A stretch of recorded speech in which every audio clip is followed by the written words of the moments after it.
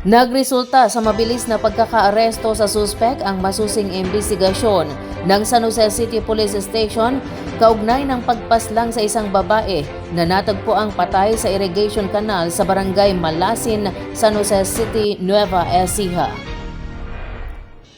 Kaagad na kumilos ang mga otoridad sa pangunguna ni Police Lieutenant Colonel Gerald G. Fernandez matapos madiskubre ang bangkay ng biktima. Nagsagawa ang pulisya ng CCTV backtracking, intelligence gathering at sunod-sunod na follow-up operations upang matukoy ang salarin.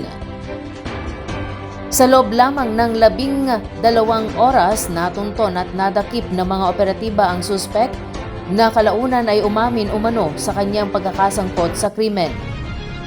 Ayon sa pulisya, nagsagawa rin ang suspek ng extrajudicial confession sa harap ng kanyang legal counsel bilang bahagi ng investigasyon. Kasunod nito, agad na isinampa ang kasong murder laban sa suspek sa City Prosecutor's Office ng San Jose City.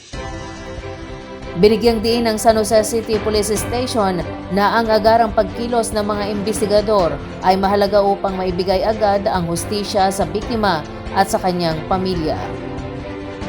Idinagdag pa ni Police Lieutenant Colonel Gerald G. Fernandez na ang mabilis na pagkakaresolba ng kasong ito ay patunay ng masusing investigasyon, maagap na aksyon at matibay na koordinasyon ng kapulisan.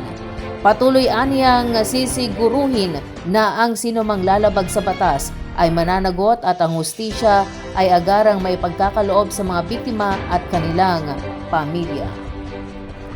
Inatasan ng Department of the Interior and Local Government o DILG Nueva Ecija ang mga kasalukuyang opisyal ng barangay at sangguniang kabataan o SK sa lalawigan na simulan na ang inventaryo at pagsasali ng kanilang mga ari-arian at dokumento bilang paghahanda sa nalalapit na barangay and SK elections o BSKE sa Nobyembre 2.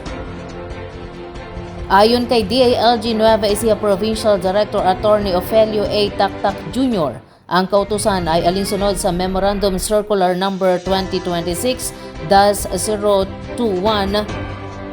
na naglalayong tiyakin ang maayos, mahinahon at transparent na paglipat ng pamumuno sa mga barangay. Kabilang sa mga kinakailangang i-turnover ng mga opisyal ang mga kagamitan ng barangay, financial records, opisyal na dokumento at iba pang pananagutang pinansyal ng kanilang tanggapan.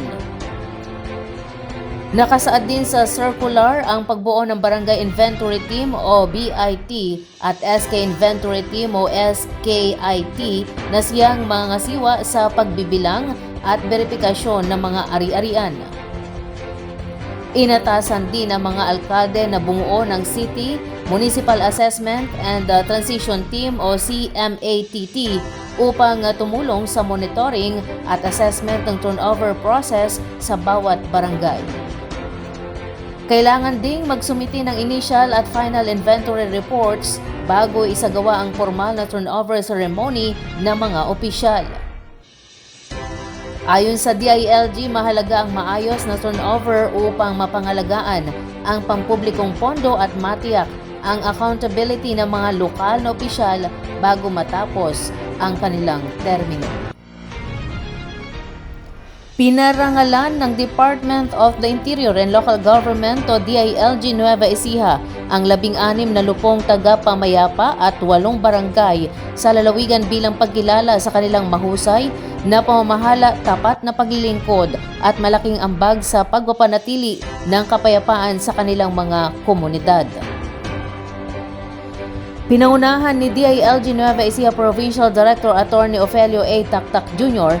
kasama ang mga DILG field officers mula sa iba't ibang bayan ang paggawad ng mga sertipiko at pagkilala sa mga natatanging barangay at lupong taga-pamayapa. Sa isinagawang 2026 Lupong Taga-Pamayapa Incentives Awards o LTIA, 2 barangay mula sa Nueva Ecija ang nagbigay ng karangalan sa buong rehiyon. Itinanghal na regional winner ang Barangay San Cristobal sa bayan ng Likab habang nakuha naman ng barangay Kabawangan sa Nampikwan ang titulong Regional First Runner-Up.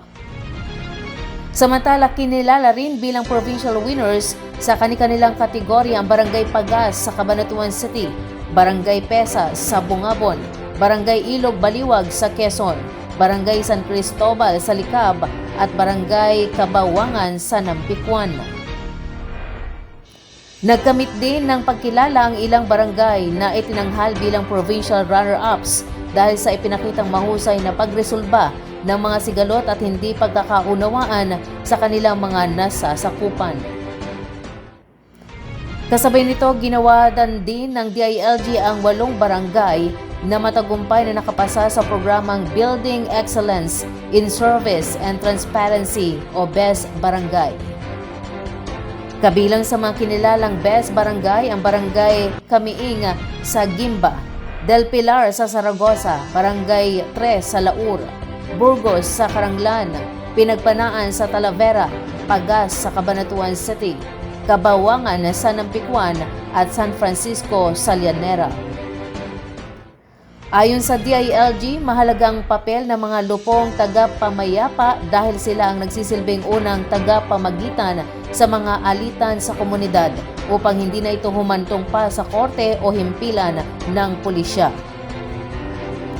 Dahil umano sa kanilang dedikasyon at malasakit sa serbisyo publiko, mas napapanatili ang katahimikan, pagkakaisa at kaayusan sa iba't ibang barangay sa buong Nueva Ecija.